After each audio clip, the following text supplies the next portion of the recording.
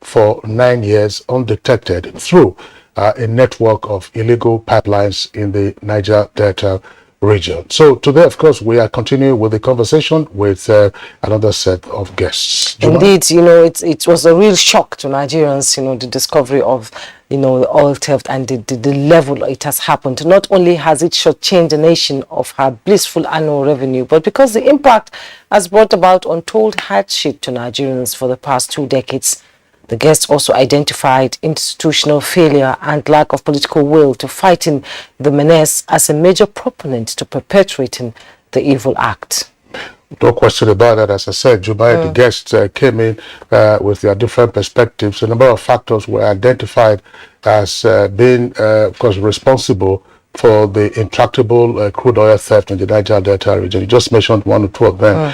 Others, of course, also include the fact that agencies dropped the ball. Security and intelligence agencies dropped the ball. And even when security and intelligence agencies had their eyes on the target, processing the intelligence that they gather and then utilizing it for purposes of taking hold of the criminal elements has always been a major challenge. The international connection has also been identified. 2 major aspects of illegal crude oil processing, as well as, of course, sabotage were identified as a local perspective, those ones who do illegal refining, plus those, of course, who take the crude oil through a variety of pipelines to barges, and then from barges onto bigger ships on the high seas, where the crude oil is then taken outside, and that there are refineries abroad that are receiving this stolen crude from Nigeria. But of course, the issue of the lack of political will to rein in the criminal elements at home has also been identified. So now, from every indication, the intricacy of oil theft and bunkering in Nigeria is beyond a layman's knowledge and comprehension. In fact, some people call it advanced crime, hence the need for prompt and tactical approach. But come to think of it, how did we get to this daring and vicious situation? Who should be held responsible for the many years of sabotaging Nigeria's crude oil production? Could we say oil theft and bunkering is one of the reasons why it is difficult for Nigerians to have and maintain refineries across the nation? These and more are some of the issues that our guest today will be examining as we continue our conversation on tackling crude oil theft in Nigeria. I am Juma Yusuf. You're welcome to Good Morning Nigeria on the network service of the NTA. And I'm Kingsley Osadolo. I joined my colleague Jumai to also welcome you to the program. And as you said, we, of course, further interrogating aspects of crude oil theft. I just needed to remind our viewers, Jumai, yesterday, it was clear from the contributions of our guests that you need persons with professional knowledge in oil and gas sector to be able to rupture the pipelines and then make their own illegal connections and then get it going, bury those pipelines and then take it right some kilometers into the sea for the mother vessels to take away Nigeria's crude oil. Well, of course, we'll be looking also at what can be done to ensure that this problem is reduced to the barest minimum and altogether eliminated. In addition to that topic, we also be taking a look at the 2022 National Honors Awards. The ceremony, of course, took place here in the nation's capital on Tuesday. That's our outlook for Good Morning Nigeria, live on the network service of the Nigerian Television Authority, in the course of which we have our complimentary segments of business and newspaper review. For now, Elizabeth Moriye has the highlights of the morning news. Good morning, Elizabeth. Good morning, Kingsley and Jumai. Here is the morning news. The Federal Executive Council has approved a full business case for the establishment of aircraft maintenance, repair and overhaul facility in the nation's capital, Abuja. Also to be established is the fire truck maintenance and refurbishment center for the aviation industry in Katsina State. Minister of Aviation Hadi Sirika disclosed this to journalists after the council's meeting. What we envisage by this MRO is to have a huge facility where multiple aisle wide capacity aircraft such as 777, 747s, including the smaller ones of 737s and so on, can be maintained from check A all the way to final check D, A, B, C, and D. And it is extremely necessary because The facility does not exist in Nigeria. Not only in Nigeria, in the whole of West and Central Africa, there is none. The total amount of money to be paid to federal government is $185,750,000. I'm happy to say that gradually our roadmap items that we started in 2016 and chose the way of PPP is happening, and we're glad and excited that this will be a game changer. Away from aviation, mobile telephone network MTN has been given the go-ahead to take over and complete the construction of the Enugu-Onitsha Expressway linking Enugu and Anambra states. Minister of Works and Housing, Babatunde Fashola, who announced this approval of the Federal Executive Council, said the project is to be executed under the tax credit scheme.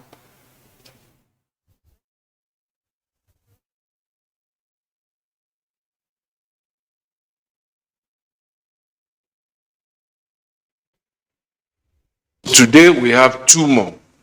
So the first that was approved today was the one by MTN Nigeria PLC, the telecommunication company, to take over and complete the ongoing Enugu-Onitsha Expressway.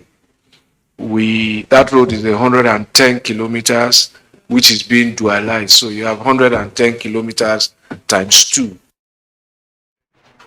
Meanwhile, President of the Senate, Hamid Lawan, says the National Assembly will pass the 2023 Appropriations Bill by December this year. Senator Lawan stated this at a reception in honor of the National Award of Grand Commander of the Order of the Niger conferred on him and Commander Order of the Niger on 10 other senators. Like we did before the previous 3 sessions, we are going to pass the budget by the grace of God before the end of December. The federal government says there is no plan to sell the Transmission Company of Nigeria, TCN, and urges the public to dismiss statements regarding a non-existent plan to privatize the company. A statement by the Minister of Power, Abubakar Aliyu, states that while the generation and distribution arms of the power sector have been privatized, federal government will continue to retain ownership of the transmission arm, with investments currently ongoing to make TCN a world-class transmission service provider. Federal government says under the leadership of President Muhammadu Buhari, it focuses on upgrading, stabilizing, and modernizing Nigeria's power sector through various interventions, including the Nigeria Siemens deal, which the Presidential Power Initiative is driving.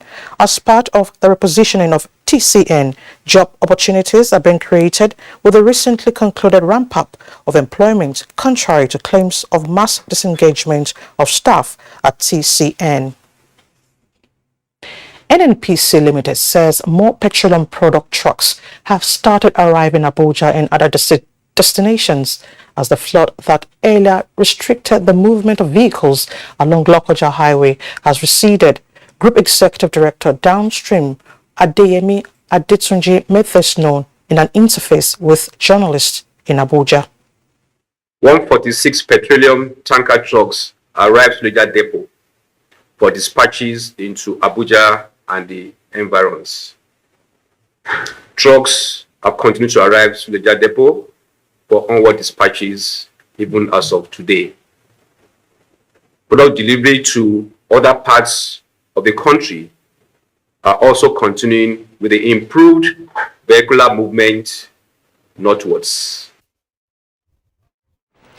And that's the morning news. Good Morning Nigeria continues with Jumai and Kingsley after this timeout. To stay with the NTA.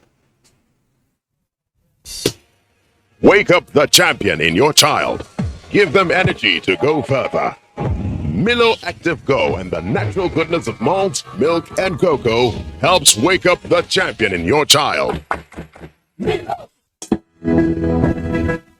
counsel of our fathers. I will urge and advise our younger generation to use talent and brain to sort out problems, not arms.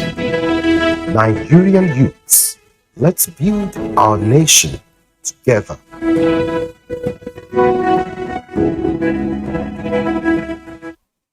Today, we're here to tell you that while we may not be there yet, Our military and other security agencies have succeeded and are succeeding in substantially restoring security across the nation.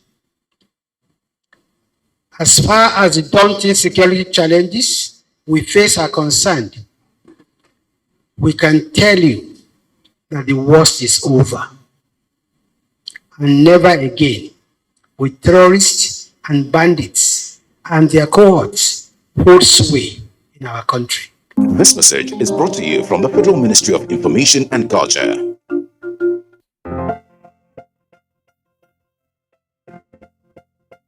Everywhere you go, from banks to hospitals to public offices, mass transit stations, airports, and even telecommunication centers, senior citizens are treated as nuisances.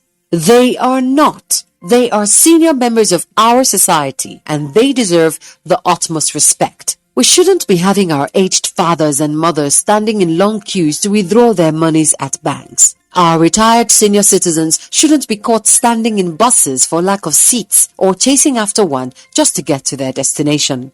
Senior citizens shouldn't have to sit long hours in hospital corridors with no geriatric specialist to attend to them. Our senior citizens deserve better treatment from all of us. They deserve to be listened to. They are deserving of seat reservations on public buses and priority attendance in public spaces.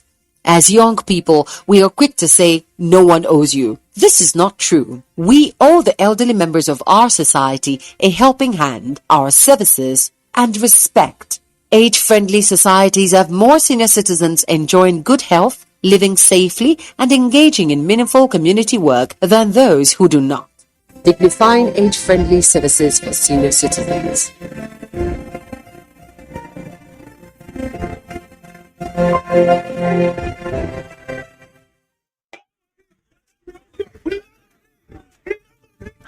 Oh boy, this one where your eye red. You carry machete, you see carry gun. Wetin you want take am do sef? After the para like this, I don't vex.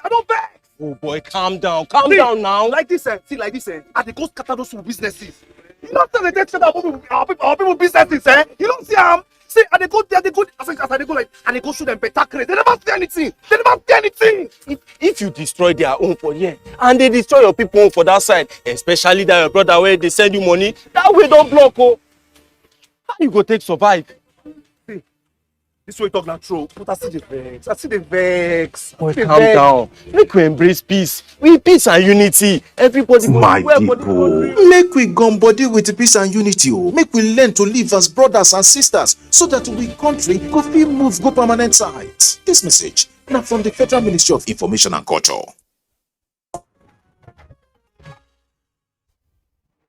You're watching Good Morning Nigeria on the network service of the NTA. Now to business news.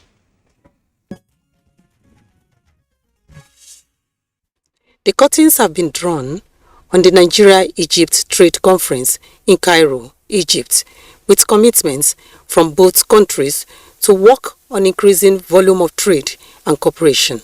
The Minister of State, Works and Housing, Ibrahim El Yakub, is in talks with some of Egypt's giant construction companies to invest in Nigeria's infrastructural drive. Partnering with Egyptians who can not only invest in Nigeria, but you can actually go and get a land and produce on that land and bring it to Egypt and to other places. I think it's very good, Inshallah.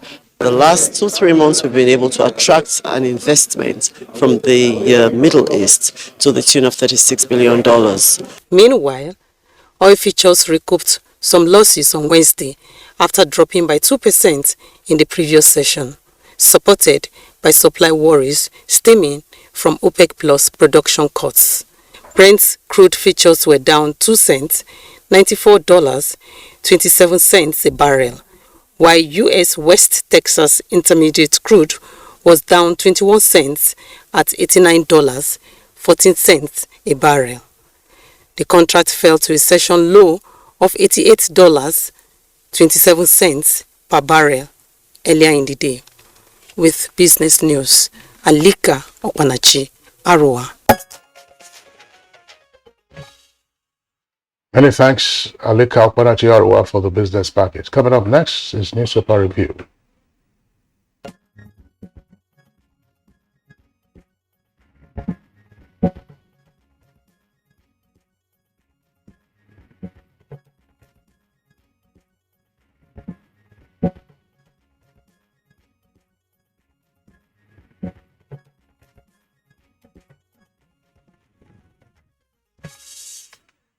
And let's begin with the Blueprint newspaper. We have quite a number of papers today to review this morning. Let's begin with the Blueprint, and just below the masthead we have Yakubu at US. Nigeria's registered voters 22 million higher than rest of West Africa. Yakubu is the INEC chairman, Professor Mahmoud Yakubu, with rider lists INEC's innovations and challenges. And just below the story of Yakubu, 2023 elections, PDP halts campaign for reconciliation. APC governors buy into Tinubu's manifesto. With riders, LP unveils 1,234 member Obi Dati campaign council. Kachuku urges public to ignore illegal ADC convention. APC denies plot to stall BVA's electronic transmission of results. Atiku campaign adjusted, not suspended. That's coming from the spokesperson, and says reconciliation is ongoing. You find all the details on page 9 and 6. Nigeria to fast-track industrialization using gas. That's coming from the Minister of State Petroleum, Sylvia. Senate begins probe of 5 trillion service-wide vote. With riders, passes 20.51 trillion 2023 budget for second reading. Frowns at rising recurrent expenditure. A 65-year-old man locked up for 20 years has been rescued in Kaduna. Find details on page 5. 2023 World Economic Outlook bleak over Russia-Ukraine war. That's coming from the IMF. Details on page 23. At the bottom plate of the Blueprint newspaper, can we see that, please? FEC approves 4.5 billion vehicles for police trust fund. Can we see it on the screen, please? Okay, flood. Another boat mishap kills 2 women, 4 children in Anambra. That's coming on page 18. Bank sacked 1,949 staff in 2021, employed contract workers. That's coming from the NBS. Security, 10,000 police officers undergo training on digital skills. And again, UBA rewards loyalty as customers win big in bumper draws. All right, let's take a look. Quite busy headlines we have today. I hope we have time to just have an interaction on a couple of the stories. We also look at the window page of the Daily Sun newspaper. Daily Sun newspaper, let's begin with the stories below the nameplate. Allow judiciary function, new CJN tells politicians. And I think that's a very timely piece of advice there, coming from the new CJN, Milord Olukayode Ariwola, who was sworn in yesterday following his ratification by the Senate. It says, look, allow the judiciary to function, which means that politicians should stop their interference with the judiciary, stop piling pressure on members of the bench. The law is there, the law itself is dynamic, and then allow the bench to decide matters when they come to it, rather than seeking to throw your weight around. Once again, the CJN, they are cautioning that politicians should allow the judiciary to function. APC sets up campaign council harmonization committee. And rather, we won't campaign now. That's according to Adamu, chairman of the party. Below that, the photograph, you have the second lead story. The second lead story is on the front page also of the Daily Sun. Obi appoints Enenche Dahiru Anyanwu Oshutunku Agbaso into campaign council. Publicity Secretary disowns list, accuses campaign DG of sabotage, threatens litigation. IG begins training of 10,000 policemen on digital skills. Another headlines there on the front page. PDP adjusts campaign timetable to restart state rallies Monday. CUPP, that's the Conference of Political Parties, alleges plot to remove INEC chairman and top officials. Oil theft, resign now, Obi tests petroleum sector managers. Alleged 5 billion naira fraud, EFCC gets nod to prosecute Stella Odua and others. IPOP prescription, appeal court shifts Kano's joinder application to March 7, 2023. Federal government and state land ownership conflict. That's the kicker. Government to review Land Use Act of 1976. I think that, well, the Daily Sun will have to check that again. There's an error there. There's no Land Use Act of 1976. It's Land Use Act of 1978. It's Land Use Act of 1978. And it's grafted into the Constitution. And has often been argued for you to tinker with the Land Use Act of 1978 and not 1976. Then, of course, you require an amendment to the Constitution itself. I know that there has been this conflict regarding government, state ownership of land and then federal government ownership of land. Section 1 of the Land Use Act 1978 vests all lands in the state in the governor as a trustee, of course, for the beneficiaries of the state. And then state federal lands are also delineated accordingly. So this is not correct. Land Use Act of 1976, and to, of course, review and to amend will require also tinkering with the Constitution. Very quickly, we'll take a look at the Leadership newspaper. The Leadership newspaper, below the nameplate, says 146 petrol trucks arrived in Abuja as Lokoja flood recedes. 146 petrol trucks, yes, I see the queues are already thinning out in the Federal Capital Territory. But there seemed to have been no need for the panic buying. Panic buy. There's just the fuel station attendants who, of course, were playing their usual game of dispensing from only one pump head and then ensuring that the queues are long. And when queues are long, then desperate motorists try to cut corners, and they're trying to cut corners. Those who are selling in jerry cans, I'm sure they will soon be out of business because they appear so fast. I wonder where they hide. Before you know it, they're out there on the street in jerry cans, and they are getting the fuel. Well, of course, they are in collusion with some of the fuel pump attendants. What happens is that if you check, and I sometimes you ask yourself this question, where the city managers are in the Federal Capital Territory, here in Abuja City. Part of what you discover is that the culverts in the drains, that's where these boys hide their jerry cans of petrol. And you can imagine if there were to be a fire incident. If any motorist is right on the culvert at that time, the motorist will be affected. And then when there is a high impact fire, it also weakens the concrete. Exactly. So that's part of what you find. Anytime there's a little indication of artificial scarcity, the boys are out there with their jerry cans, and then everyone spends the entire day just seeking to buy probably just tens of liters of petrol. Now, let's take a look at other headlines. Leadership. 2023, President Muhammadu Buhari to decide APC campaign kickoff date. Tinubu Governance NWC Review Manifesto. At ICANN conference, that's the kicker, presidential candidates fault open grazing, endorse state police. Obi says corruption easy to tame.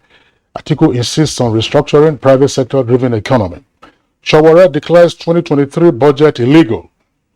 And Northern others to engage Atiku, Tinubu, and Obi.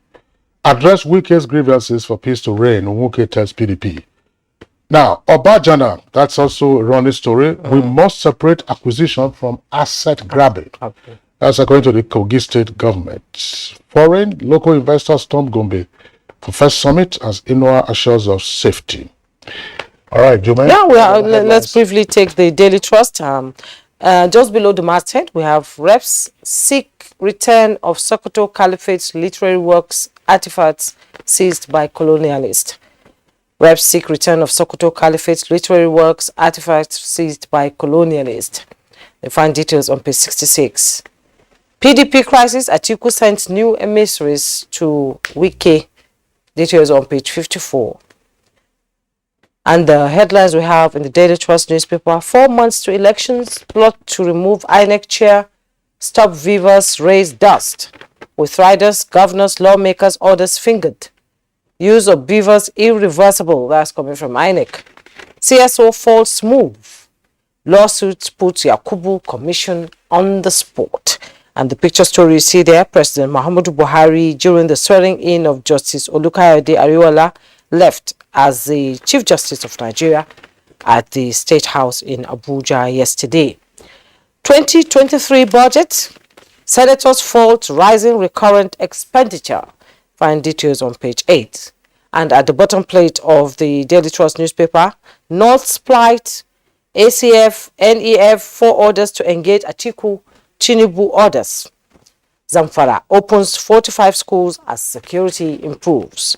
Patients suffer as AEDC disconnects Niger hospitals over deaths. All right. Well, Juma, as I said, I mean, we've read a number of the headlines from the front pages of the papers this morning. I think that we also ought to be circumspect when we read stories relating to the alleged threat or plot to remove the INEC chairman and then disable the commission, as it were. 4 months to election. Whether it is 4 months to the election, 1 year to the election, or otherwise. Let's be realistic. This is not a military regime where you say by decree that is promulgated overnight or by mere announcement by the military head of state or other senior government official nominated for that purpose, the chair of the Electoral Commission is removed. The procedure for the removal of the INEC chairman is spelled out in the Constitution. And if you do not follow that procedure, you then cannot remove the chairman of INEC. Even to remove the commissioners of INEC, there are procedures that are spelled out in the Constitution. Unless somebody heard a piece of gossip somewhere say, this INEC chairman, it doesn't look like one who's going to play, but we have to get rid of him. Yes. And then to say we have to remove him. You hear that kind of rumor and then you think that that's wishful thinking. That's wishful thinking. When you initiate the process for the removal of the INEC chairman, it has to be upon the Senate acting on address. Assembly, yes. Acting on address from the president. The president has not even contemplated that in the first instance, and that nobody should, of course, begin to get into the kind of scaremongering that we've been seeing. INEC says Beavers is going to be utilized. There's nothing for us to there's nothing to do about it. Hang on to now to say that's not going to happen. So a great deal of scaremongering. What I find curious is, look, yes, I know that the chairman of IPAC, that is the Inter-Party Advisory Council, always indicated on Good Morning Nigeria whenever he's been here that Electoral Act 2022 is a new deal for stakeholders, in particular the political parties. And so they are seeking to get to understand the nuances in the act itself, which is why I find it still curious that September 28th, when we had the formal flag off of campaigns. That's 3 weeks now. 3 weeks now. All we are hearing is this one is Constitutional Campaign Council, this one is here, the other one is not there. We will start at our own convenience. X, Y, Z. Time is going. Time is going, and knowing Nigeria very well, they might look for extension to continue the campaign because they didn't start on time. Well, no, Juma, no. Let's strike down. Maybe. I understand what you are saying. Let's strike it down. The elections, the dates for the elections, we have a series of activities in the INEC timetable. Campaigns will stop on the eve of voting. 24 hours to voting. 24 hours to voting, not necessarily on the eve. 24 hours to voting. All campaigns will see. So if you like, you campaign. If you like, you don't campaign. I was having a discussion with somebody yesterday, and the person told me that the campaign never stopped. This is just a formality. Well, maybe that's what they've done actually. Yes. Well, that's fine. We will see. We will see how it goes.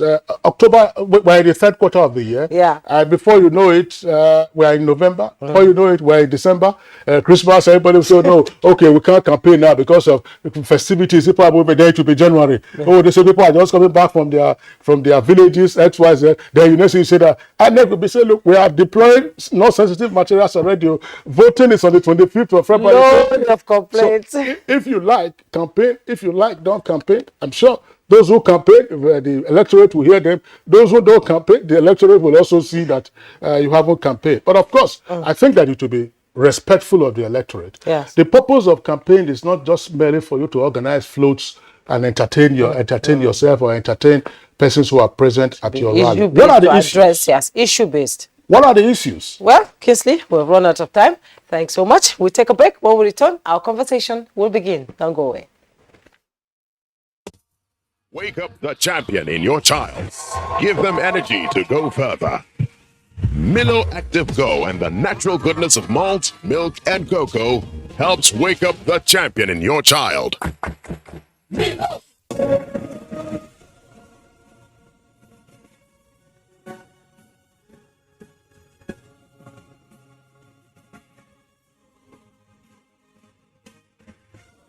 We are all Nigerians. Against all odds, we shall and must remain united. We may have our challenges, our problems, and setbacks. However, together we shall overcome them all. What doesn't break us shall make us stronger. This is the mindset that shall bring peace, progress, and prosperity to our beloved country. Do not let tribal and religious sentiments govern how you think, act, or feel. Don't be influenced by those who want to destroy our precious national unity. Everybody who is a Nigerian is your brother and your sister. This is the mindset of the new Nigeria. It is also the mindset that we must all adopt. Let us support each other in creating the Nigeria of our dreams. This message is from the Nigerian Television Authority, NTA. The violent and criminal activities of indigenous people of Biafra and its arm wing, the Eastern Security Network, present the greatest threat in the Southeast zone. However, kidnapping for ransom, armed banditry, communal clashes have been some of the security threats that bedevil the region. Accordingly, joint military operations are being conducted in the Southeast to overcome the threats and to entrench peace and security. The military effort, in collaboration with other security agencies, are achieving the set objectives, which are the defeat of the threat and restoration of peace and security in the region. This message is brought to you from the Federal Ministry of Information and Culture.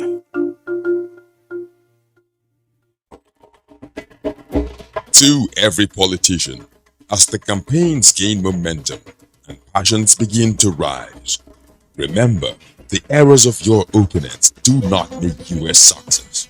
Do not run down your opponent and inflame passions to violence between and among your supporters. What counts is what you plan to do for the electorate and how you intend to relieve the sufferings and bring succor. Nigeria is in dire need of patriotic leaders at all levels, leaders who will make national development their priority. Concentrate on telling the electorate what you intend to do when you get into office. Focus on making your vision clear to the electorate. Don't engage in verbal abuses, fake news, or speeches. Keep dealing with issues that will bring progress. You win the hearts and minds of the people by being above board, by being civil, patriotic, and showing empathy. Let's join hands to make the 2023 elections peaceful. A message from the National Orientation Agency. What we face mostly now are flashes of cowardly attacks from the rump of groups that have been routed in one location or the other, moving to another to give the false impression that they are still strong. Our ultimate goal is to eliminate them altogether and restore total and lasting peace over every inch of the Nigerian soil. Sounding tall, but take it home. We are determined to ensure that every inch of the Nigerian soil is safe. That determination is there. The order has been given. But we shall continue to protect the lives and property of Nigerians and foreigners in our midst. We shall continue to work for the peace of the nation and deter elements that constitute threats to the people. We shall bear the full powers of the government to secure every inch of our land. We shall not rest until peace is fully restored to Nigeria. This message is brought to you from the Federal Ministry of Information and Culture.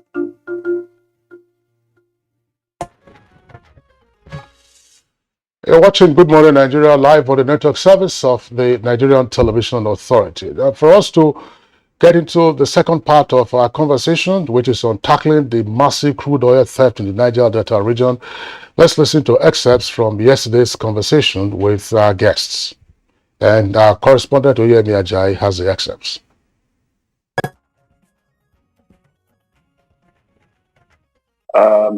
First, when we talk about locals, maybe we are looking at some old fishermen or fishermen who are just in loincloth going to farm or to fish.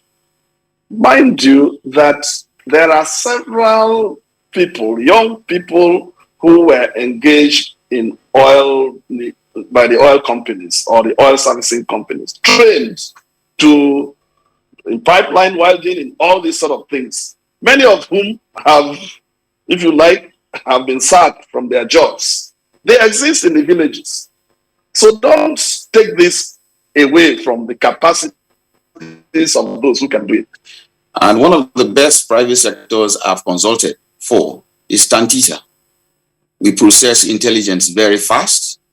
They have long and short lines of communications that are very, very effective. So if we have the government that is also very high and mighty in its powers, make no mistakes. I mean, people may understand or have this perception that Nigeria is not serious. That is not correct. 3 days ago was the answer to those who thought that way. So, and why did that come up? It was a strong partnership between the government and the private sector. The Nigerian government knows what to do. I have no issues where the Nigerian government employs private contractors. Private contractors can be more efficient. They're much more lean. They don't have bureaucracy to contend with, and they can, if you give them a specific target, they can get back to you. But you also have to be careful that your institutions that are interfacing with these private contractors are not being subsumed. So you don't have a situation where the tail is wagging the dog, because our institutions must always be protected. Our institutions must be allowed to do their work. The issue of crude theft is very, very huge. It's a drain to the economy, to the production, to the economy. And we always ask this question: this crude that's been stolen, they must have a market somewhere. It has an international dimension in the sense that when you take this crude, you sell it somewhere. And Nigeria's crude, each crude has a unique signature. You will know from where these crudes are coming from. We have different blends in Nigeria, the Bonny Light and so. But if you don't have a market for crude, it won't be stolen. So we have to also look at the market where this crude are also going.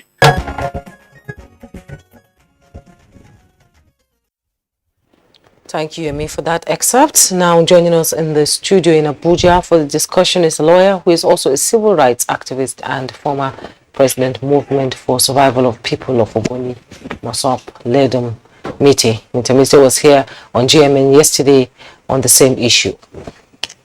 Thank you. And also joining us in the studio is Wing Commander Musa Salmana, retired. He's development, peace and security expert. He's also with us here in the studio. Good morning to all. Good morning, Nigerians. Thank you for having me. All right, gentlemen, once again, it's our delight to have you. We're expecting another guest to join this conversation from our Benin Network studios. And we're, of course, happy that Ledum Mite is here with us at the studios this morning. Yesterday, it was with us via Zoom, and we had a lot of discussions to that. Ledum Mite, of course, served as chairman of this National Stakeholder Working Group of NTA. That serves as the board of NTA, that's the Extractive Industries Transparency Initiative. And Wing Commander Musa Salmano, of course, is here, development, peace and security expert. I want to begin with retired Wing Commander Musa Salmano. Let's get your own take on this. So our guest yesterday did say that, I mean, it's almost beyond embarrassment, the discoveries that are being made now with respect to not just the local dimension, but also the international dimension, that illegal pipelines have been tapped into major trunk supply lines, and these illegal lines also go out right into the sea. Several nautical miles where low draft vessels take the stolen crude and then feed mother vessels, which then sail away. Sail away. What's your take on what is unfolding in terms of what we're just beginning to get to know about crude oil theft in Nigeria? Well, my take is that this is something that has been ongoing for quite a long time. Every Nigerian that has been interested in what is going on in Nigeria knows that. What has happened of late is the proportion. It has gone beyond, it cannot be managed anymore, where Nigeria has failed consistently to meet its production target, and it has failed to utilize or to maximize the opportunity that is presented by the increase in the oil prices and so on. Now, if we don't meet that, so questions are being asked every day. When those starting from the quantity, 2 million barrels or 2.2, depending, we cannot meet that consistently from for quite a long time. People give the date of 2016. From then, it has been continuously going down. I think one of the prominent Nigerians last year said about 95% of the crude oil in Nigeria is stolen. So it reached a situation whereby we could not meet our targets. That's far. So it was becoming an existential threat to the survival, and if you put it that way, economically of the country. And that's why the issue of looking inward started. But to say that this was not known a long time, no, it was known. To say that people have not cried out, people have cried out, just that people at the right corners have not put in so much effort. It was becoming embarrassing. It was becoming that we could not meet up. It was becoming so glaring that something needs to be done. We have to also acknowledge the fact that perhaps the Petroleum Industry Act and some other changes here and there brought in, we'll hear I'm sure the transparency part of it. The issue of transparency, it's a sector that has been very shrouded in a lot of secrecy, in a lot of the opaqueness of of its nature and so on. But then it is time, and we are forced to look inwards to say that what is really happening. And Nigerians more and more are interested because it's and that is why government and other people that are responsible. We Commander Salmano, let me interrupt this and just say that the embarrassment that everybody is feeling now, everybody other than those who've been perpetrating this, is to the extent that, as you said, this was like criminality occurring in plain sight. If you say everybody knows that this has been going on, and why would we be apparently tolerant of criminal activities that are bleeding our resources away and then compounding our woes, misery, and poverty? How come we didn't act?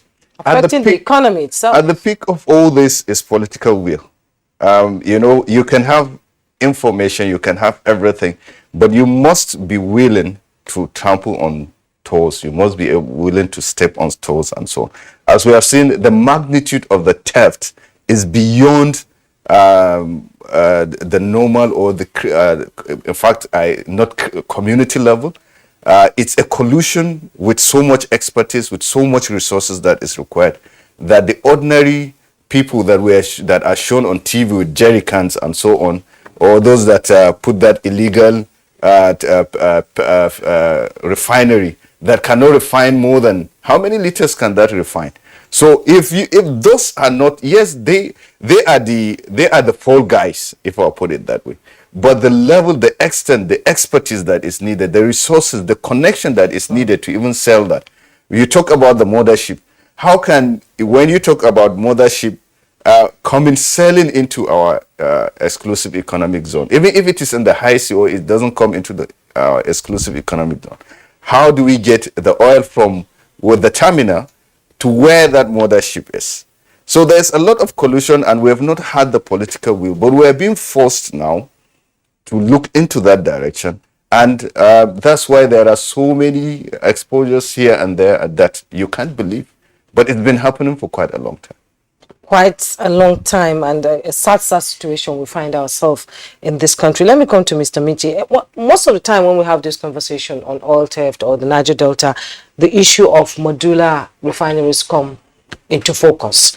And the CEO of NNPC, when he was here the last time, said that some of them have registered. My question is, why the theft if you can key into such an initiative itself?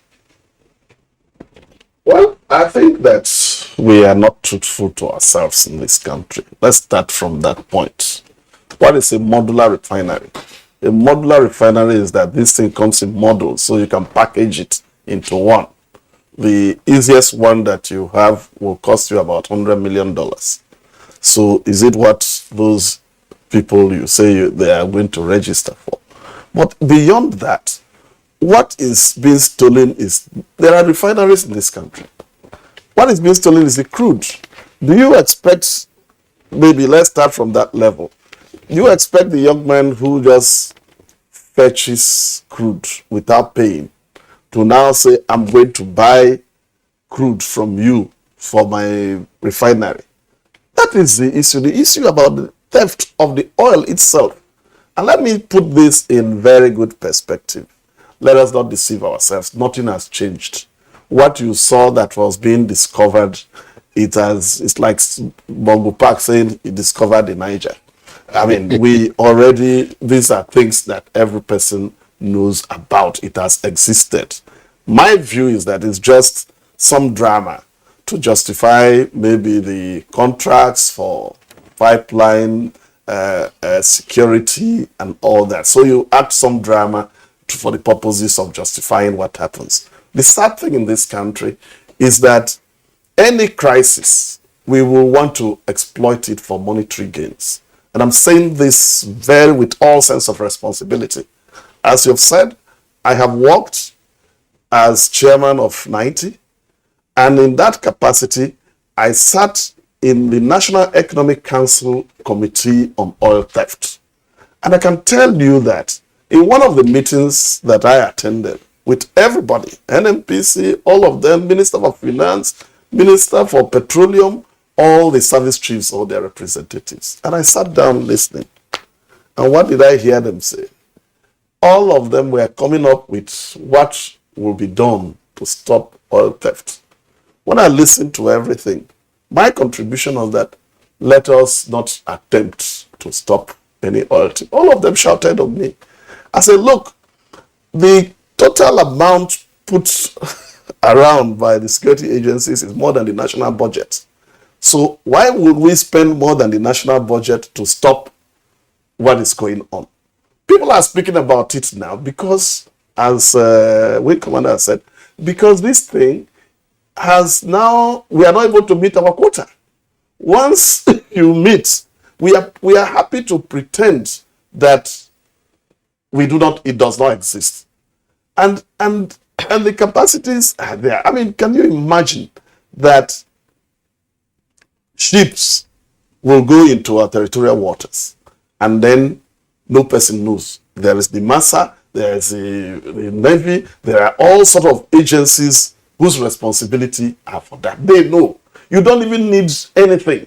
You need a good Google map and you will see what is going on, that these things are happening. I was also, at one time, the chairman of the Niger Delta Technical Committee set up by President Yar'Adua to look at what will be done to deal with the Niger Delta crisis then. And while we sat, some people came to us and gave evidence that, look, one person said, I had worked with a fishing company and somehow the issue of our navigational instruments had some fault. We found ourselves in Ghanaian territorial waters. And within 10 minutes, the Navy accosted us and even directed them. By the time they got to Benin, the same thing. When they got to Nigeria, they stayed there for 1 week. No person asked them. All they saw were ships being loaded and all that. All these are known. Let us not pretend. Those pipelines When we shout again, you will see another pipeline that will be unveiled. But they exist. I tried to say something yesterday, and we could not get it. That when I served in this National Economic Council Committee on Oil Theft, we went around and saw these people. In one location, we saw a young man come to us and said, all of them said, look, we can tell you the truth. We are not talking to you because you're a federal government committee person. We are talking to you because we know you. And they said that he himself is called an engineer. Why is he called an engineer? He didn't go to school. But he got the skills from the oil company that he was working with before. That several feet down the river, he can attach a pipe. And he has been doing it for years. And when they did that, Shell told him, please, we will pay you 1 million a month. Forget this thing. And he said, well, let me avoid the risk. Let me work. And within 1 month, he had just gotten the salary for 1 month. When the authorities, the security agencies called him and said, listen to me, we have been chopping together in this thing. Now we hear you are leaving. If you don't come back with us, we will put you on national television that we have got an oil thief. And he asked us, what do we advise him? We looked at ourselves. What do you advise a young man that the security agents say, look, if you don't continue, we will put you on national television as an oil thief. So that is the situation we find ourselves. These reports were filed to the government. I'm not talking of today. These things had been sent to the government. This is about 8-9 years ago. And they know. All this, every person knows what is happening. These pipes being that they are shown on television. It's only those who want to amuse themselves look at it as something, because there are loads of that every day. Any places where these things happen. This is deep, seriously deep. This is a very, very serious situation, and I'm glad we are having this conversation so that it can come, to the open for Nigerians to understand why we go a borrowing instead of using the gift that God has given us. Talking about people talking about this issue, just yesterday or so, one of the elder statesmen from the South, Edwin Clark, called for a judicial inquiry into the situation. Let me have your take on that. Well, with the greatest respect, someone wrote several years ago that those who want to do things, do things. Those who do not want to do things, set up committees. In my view, there is sufficient information out there. Mind you, we are focusing on only one aspect of oil theft. I think we don't require rocket science to interrogate certain things. Several years ago, when I was in 90, there's what they call oil swap in this country. Oil swap is that the oil we produce in Nigeria is a bony light, sweet one. It's light. That's why these young men can just put firewood and then distill into something. Now, Kaduna refinery was constructed to deal with the heavy crude for whatever reasons, which we do not produce. Now, Nigeria now swaps some of our oil with some, I don't want to name, but some other country, but it's there in reports of 90. And then they are supposed to give us the heavy crude for Kaduna refinery. I think we need to interrogate when Kaduna refinery stopped production, and when, if the oil swap had stopped. Because these are things that are done in levels, not for those small kids that people fire people. No, I mean, as he has said, how many jerry cans will fill a mothership? A vessel. So these are not the listen. They are the fall guys. These are the people we hold there so that we look at it like this thing. When I sat down, as I said, when I attend those meetings, and then the security agents will display slides of how many illegal refineries they have destroyed. And I was just laughing. The chairman asked me, why are you laughing? I said, I just want to interpret what I've seen on the slide. That someone is now telling you they have destroyed about 5,000 firewoods and jerry cans. And then we should clap for that. Why can't they buy another one tomorrow? This issue is deeper than what you see. I come from a community that just some years ago, even the sharing formula led to one arm of the security shooting another. Didn't you see Governor Wike on TV physically going there and saying that even some security agencies even owe what they call points, because that's what they call it in the Niger Delta. They call it points. So those who have open hole and put their hose or pipes call it points. So they themselves are like selling to the other smaller guys who will take it in jerrycan to go and distill. Go there and see heavy security presence. So who are we deceiving? I mean, the people that are losing in all this are the communities. Because in all this, the environment is being damaged. Nothing is happening and they are getting nothing. And so we must be honest if we want to deal with what actually we are saying. As I said, the political will. How many people have been arrested? When we say oil theft in the Niger Delta, it's wrong. The big guys are right here in Abuja. So let's not deceive ourselves. When they say corruption, I say, look at the ICPC Act. It says, when I see you living above your means, we should ask you, how did you get there? How many people have private jets? How much tax are they paying?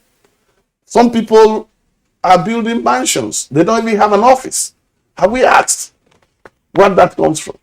So for me, this conversation is just some diversionary. It's a Mongo Park conversation. Yes, exactly. You just discovered it now. We are chuckling because of the seriousness of the issue. Yes. Wing Commander Salman, I just wanted to respond to what Lidon Mite has said. I mean, he's been in the struggle. Yeah. First, we remember, I mean, he was lucky to have escaped the hangman and so on and so forth. And we know that for decades they have been on this. And I don't know. Just respond to this. Well, I think, honestly, there's nothing much to add in the sense that he has opened it up all. This is someone that has been involved, both at the governmental level, at the societal level, at the community level, and so on. So he has seen it all. What I'll just add is that, like he said, I mean, this is far removed from the communities, from where it's happening. Yes, people might have to. So we have a security agency that said that most of these motherships that come into the Nigerian territorial water have all the documentations. You can't, will I say, apprehend someone that has an ID card to enter into here. It says on unauthorized persons, so, but a person has all the documentations to be right into the studio. So no access to unauthorized persons. Yes, how else can you apprehend that person? So that's I'm not trying to say the security agents. No, not at all. But what you're saying is that the paperwork also facilitates the paperwork. Yeah. Yes. So if your point, if you are the gate man somewhere, and someone comes with when we came in here, they asked our names. Immediately I said my name. They said, okay, well, we are expecting you. So I drove in here. If you come to the loading point and they say, who are you? And your name has already been sent and so on and so forth. What do? Do you stop that person? You now become the person that is doing the wrong thing. However, so what I think moving from all this is, one, now that we are aware, because like you said, the Mongo Park thing, discovering one is already here. Discovering the Niger. Now that we have discovered that we cannot continue in this, we have to be deliberate about the steps to stop it. Now, and it starts with, we hear people saying we have names of people and so on and so on. Why not start with those names? Why not prosecute those people that we know that have been into this? Now, and also the international dimension to it. Why certain countries, we have seen in the alluvial diamonds, then in Sierra Leone and so on. It took a lot of the countries saying that this is what is happening. It took a lot of lobbying in the international community for there to be processes to say, okay, when you bring this, you have to show documents that show the origin and so on and so forth. Now, if we have been quiet, if the country has been quiet and our brand of crude oil is in the international market, I mean, nobody will cry more than the bereaved. So now that we feel we are bereaved and we are now shouting out, it's now us still, the Nigerian government or the Nigeria itself, that has to go and lobby to ensure that when people get our crude, first of all, how come, like the example he gave, how can we have people in our territorial waters? It's impossible. It's almost impossible not to see them. So who is negligent? Why are we not apprehending them? You know, Wing Captain, I'm sorry, I said Wing Commander Musa Salmano. I'm just wondering, when you talk of a mother vessel, that's to say a bigger ship. Yes. When you look at the capacity of that ship, these are maritime tankers. You cannot fill that ship in 24 hours. No. Yes. Even if you are carrying jerry cans, all these boys that I would normally see, you are carrying jerry cans to Bobby, you will spend the next 3 years trying to fill it, but there is a pipe that goes in there, all these points that they have perforated on the trunk lines, and that ship stays there, it's loading illegally, and everybody will be, I mean, it's business as usual. Everybody is flying around, everybody is also saying around, oh, okay. I don't know. That's why I say that this is almost criminality, not almost, it's criminality happening in plain sight. Well, as we said, this is like Mongo Park, but it's something that we have to come face to face with, because right now, Nigeria's crude oil production daily is less than 1 million barrels per day. We understand that our guest from our Benin Network Center is available. It's a regular guest on Good Morning Nigeria. Dr. Chris Akiyo, President Emeritus Ijaw Youth Council Worldwide. He is also the convener Integration Summit Group of Nigeria. Dr. Chris Akiyo, we're glad to have you this morning. Morning. It's been a while. How are you over there? Well, we are great, except that we're having issues around. Who discovered Mongo Park? When we were reading history in primary school, the person who discovered the River Niger, Mongo Park, the person who discovered the mouth of the River Niger is one of the Landa brothers, John and Richard Landa. Until later, people said, look, there were people who were aiding them when they were going around. But now we understand that what we are seeing in terms of revelations about illegal tap points into trunk lines that aid the massive crude oil theft in the Niger Delta has been on for a while, and that everybody knows, but we are unwilling to act. What's your take on this? I mean, is this just part of the typical thing with us? All right. Thank you very much. And it's good that the country decides on its own now to rise up to the challenge. I may not have heard what my brother Ledu may have said there, but I want to align myself with some of his views completely, because I know he understands what I do understand. Now, this whole thing didn't start yesterday. As IYC president 10, 11 years ago, I had mentioned over and over that there's a conspiracy theory between the multinationals, the indigenous contractors, the NNPC, the security agencies, in whatever that is about illegal bunkering. When people come and say that this profile is the problem, I laugh. Because if you tabulate the total volume that profile is interfering with, you probably will not have the volume that is missing in a day for the entire, for a whole year by those people. So it means that there is a lot of complacency on the part of the agency responsible for monitoring, evaluation, metering, and even production.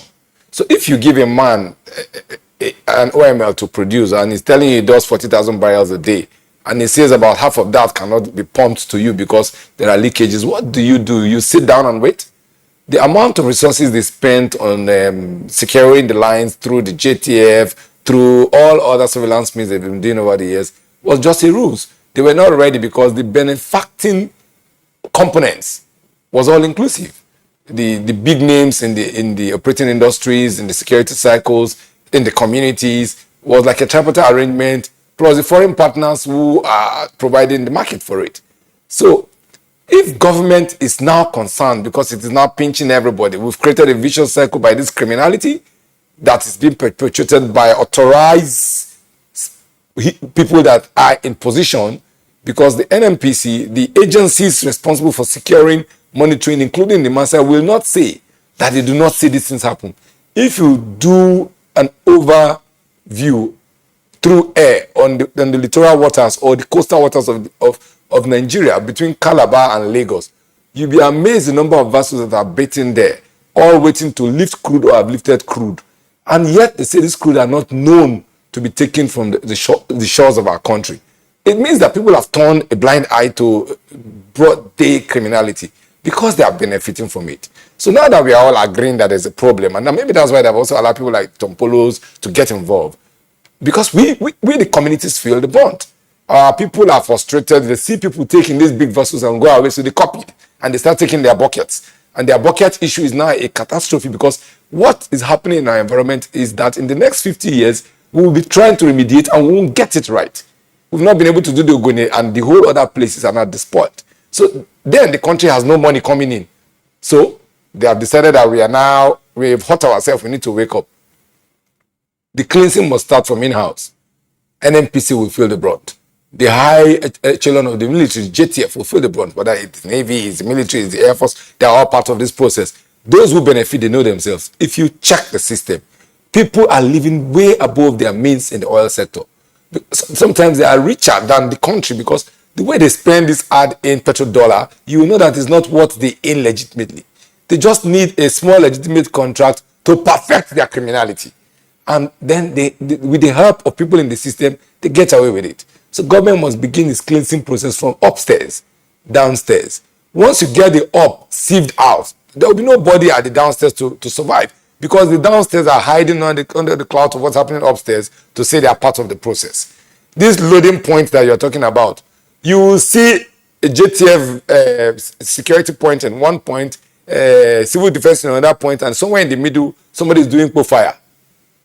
So each time you see a truck being burnt, it's because they have not settled the appropriate people, or they have been sidelined. So they get back at the local vendors. For me, it's simple. If we have refineries working in this country and people would have products at their doorstep, if you are doing fire, you won't have a market for it anyway. The government cannot provide PMS, nor kerosene, nor diesel. They keep increasing the price, and people are falling back to alternative source to survive. That's what's promoting fire. Why would a man buy diesel that is not properly refined at that price that will destroy his generator or his diesel engine when he can afford to get one at the pump price? Most of the filling stations have no gas.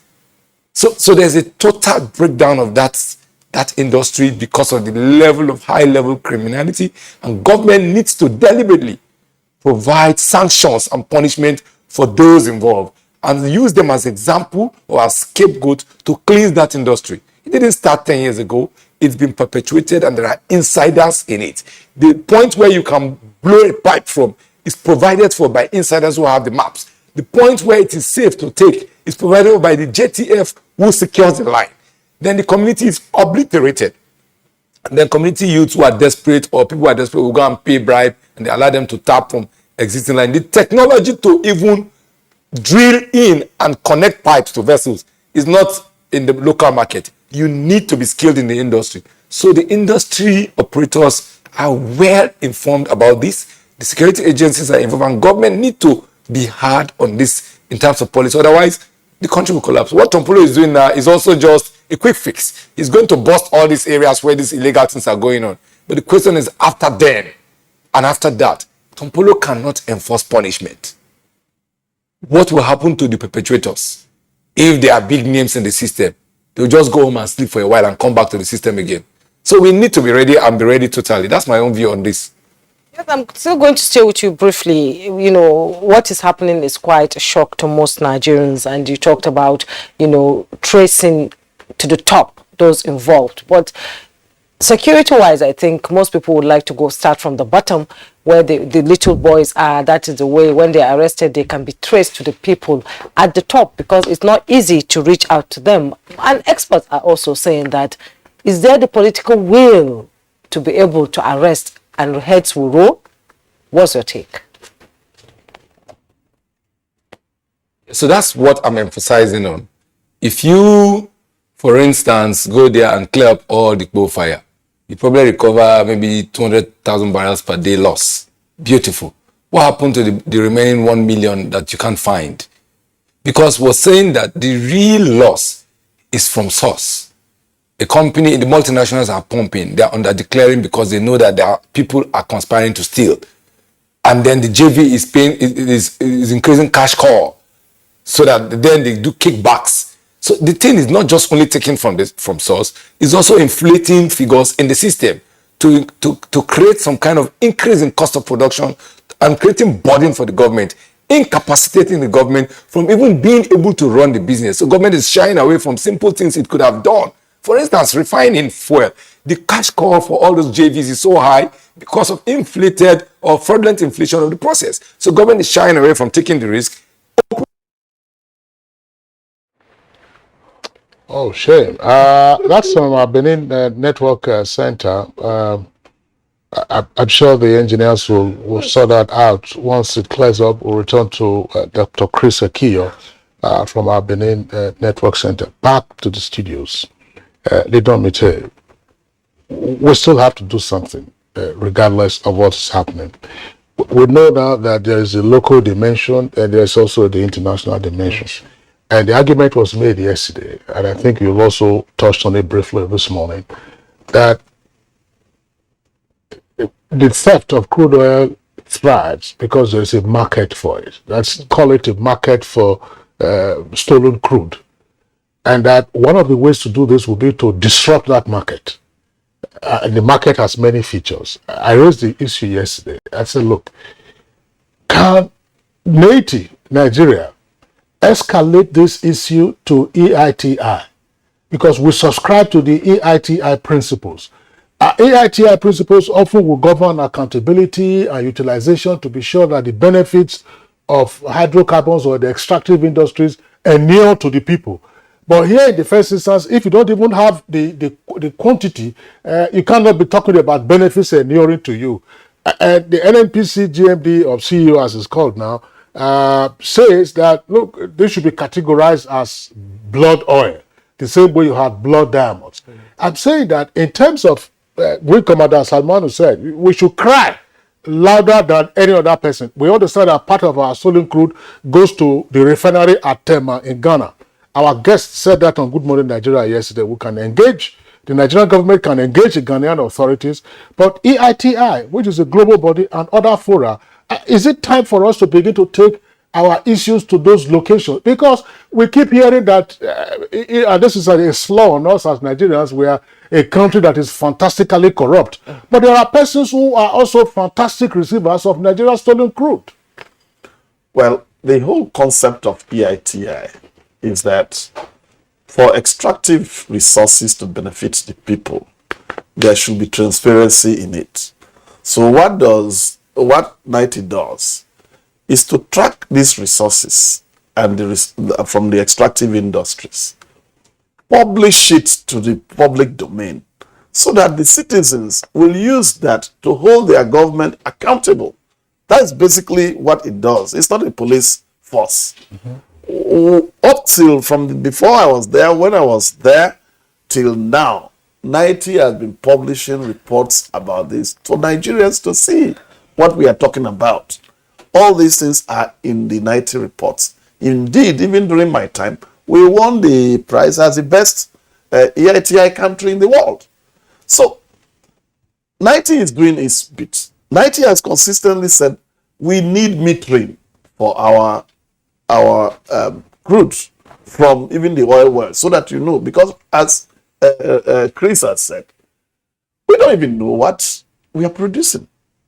So people under-declare what it is happening. Every person is using this fire as the fall guys. So have we asked ourselves why this, Nigeria for some time now have been living from the IOCs now to local operators? Have we asked ourselves why this thing is in the rise now that we are coming to this level?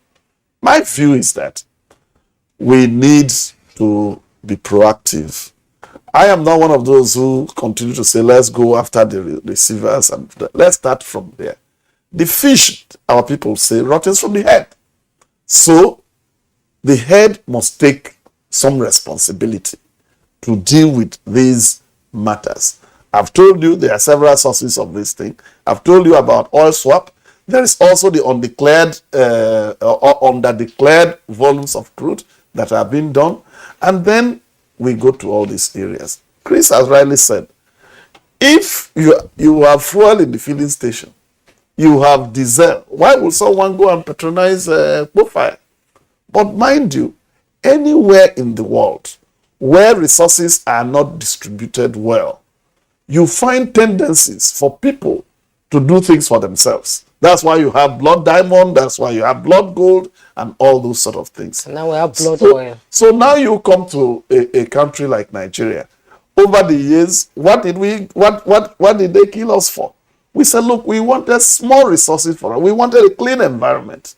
And the government unleashed all the forces in this world on us. We lost so many people. How does that make you feel now with this present situation? I feel bad because you see, clearly, we have raised these issues several years ago. The best of my adult life has been spent in this. Now you come now, you see those resources that they are just throwing away for nothing. And then nothing is happening. The communities are the worst out of it. I had said, deal with the communities. If you go to a community, for instance, and say, look, we will have 5 kilometers of pipeline in your community. We want to employ your youths. Maybe bring 50 youths. We will get them to pay them living wages. And then you ask the community, once 1 year passes and there are no activity, no problem on your own, then your community will be entitled to some project that you choose. So you incentivize the community. Now, what did they do in their PIA is that you don't give incentives. They say, look, if there is a pipeline burst in your place, then whatever you will have benefited is you forfeit. So you are going to punish communities for what is beyond them. Every person who is there in the Niger Delta knows that no person does anything without the complicity of the whole force of the armed forces. So the communities sit down. If this is what is happening, where I come from, once you see soldiers, and army and all of them drive, especially in the evening, even a small child of 5 years will say they are going for bunkering. So that is it. And so where are we standing? If we want to stop this thing, it must start from the top. If you start from that NMPC, they know all these things that are doing. He mentioned something about this thing when the cash calls. Have we asked ourselves? They have where they say that you clear things about oil. You go to One port where they are supposed to be dedicated port to clear those things. What you clear there, when it's pertaining to oil, you will pay, it is about 3 times the cost if you go about a few kilometers to the Port Harcourt port that is not dedicated. So everything about oil is put like that. Yeah, now you will not be hearing, because everything Nigerians know is how to get money from every bad situation. As we are now, you will not be hearing experts who will say that we know how to use drones, know how to do this, we know how to do that. All is to get money out of any sad situation. But it is enforcement. People do not steal because the laws say don't steal. They don't steal because of the consequences that happen. And there are no consequences for this. In fact, you will get national honors. Well, in the latter part of the comment you made, we're not sure of that. We're not sure of that. But let's very quickly return to Dr. Chris Ekiyo before we wrap up this conversation. We know that, gentlemen, you've raised very pertinent issues, just like our guest did yesterday. I asked the question, Chris, about how to disrupt the market for stolen crude. We know that in a sense this is an international organized crime. that we are dealing with. What is it that we can do locally and also internationally? Because look, let's face it, some years down the road, everybody's talking about energy transition. This will be bygone, and of course, the host communities will bear the scars, if not everlastingly, of the kind of wanton rape that has been going on for many years. How do we destabilize this market of stolen crude? All right, thank you. First, like I said before we had that break in the transmission, is that when we decide to deal with the policy framework and enforce laws, as it has to do with those who are operating at that very high level, the foot soldiers down there, you call the profile people, will just fizzle out because there will be no source for them and no market for them. So fixing this, we have our own territorial waters. I remember that when the Global West contract that Tompolo was doing in the Massa was on, a lot of vessels were arrested without documentation. Even when they just been arrested, NNPC will provide them with the document to get them quickly out of the waters, showing that they were aware of these vessels, but they were not documented, so they can fret away with those kind of things. So if we want to deal with the international market, charity begins at home. Can we, first of all, make sure the vessels in our territorial waters have legal entry, and we know their destination, and they were published and gazetted, and they know where they are going to load from and what they are supposed to take out of the country at every point in time. So if then we know what is getting in and what is getting out, we will probably reduce those that will find their way out. I know that as far as America, our crude was found, illegal crude, stolen crude was found as far as America. So it's not just Tema here. It's everywhere. Nigerian crude is feeding Asia everywhere with illegal crude at cheap rates to the detriment of our national existence. And these profile people are locally producing for local consumption, filling local gaps. Let me tell you the truth. If not that we are very conscious of the environmental devastation that's happening because of these local processes, it is today the mainstay of fuel, diesel, or whatever we use in the area. Because everything that is even legally produced is also still bunkered out through the big companies who have right to take from tank farms. I mean, they take it, they truck it through Niger, through Cameroon. Even the refined product that we are subsidizing are not being subsidized for only Nigerians, but for the rest of West Africa or Africa as it were. So that government's political will to crack down on these big players will first of all be the first line to stop it from going to the international market. And then two, we deal with the locals who are producing the way it's going now. Community sensitization, slow technical withdrawal, engagement through this surveillance contract. And I align completely with what my brother Leduma said. Communities involved must have incentive and must be well compensated to secure their lines. And then projects must be kept in those communities to justify the effort they are putting. But what we see today is that they come, they take your oil, you lack everything. They beat you on top of it again for asking questions. Then they blame you for trying to be like them. Well, Dr. Chris, you're just saying that it's just like beating the child and telling the child not to cry. Well, we're running out of time as usual. This conversation, I believe, will continue so that we get to the, deepest part of the conversation as we try to prefer solutions to the issues. Dr. Chris Ekeo, former Ijo Youth Council President, he's the convener, Integration Summit Group, Nigeria, and current President, National Association of CDOCs, Benin City Chapter, and President Emeritus, Ijo Youth Council Worldwide. Thank you so much for coming on Good Morning Nigeria.